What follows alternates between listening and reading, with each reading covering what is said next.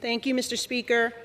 I rise to ask the question, why are the Democrats so obsessed with allowing non-citizens to vote in our election?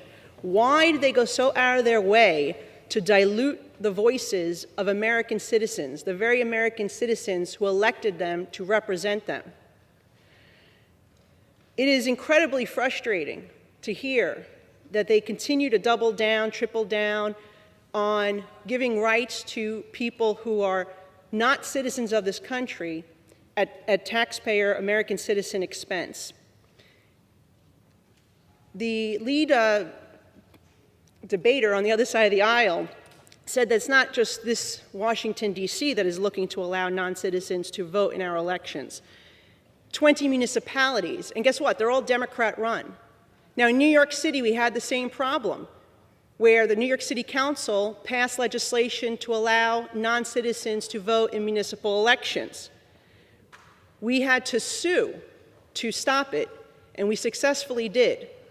But it took not just one round in court, not just 2 rounds in court, 3 rounds in court, where the City Council and the Mayor of New York used taxpayer money to continue to fight this each and every round, despite being voted down in the New York State Supreme Court, in the New York State Court of Appeals, Appellate Court, and lastly, in the New York Court of Appeals, which, by the way, all Democrat appointees on that panel of judges, and we still won because it is illegal.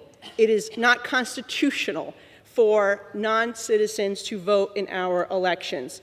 And so just like we fought this in New York City and we prevailed, we will do the same here in Washington, D.C., and make sure that they stop allowing and they don't allow non-citizens to vote in their municipal elections, because we are exercising our constitutional responsibility to protect our elections. So I urge my colleagues to continue to be strong and vote in support of this, because we know that it passed overwhelmingly with bipartisan support last year. 52 Democrats sided with Republicans.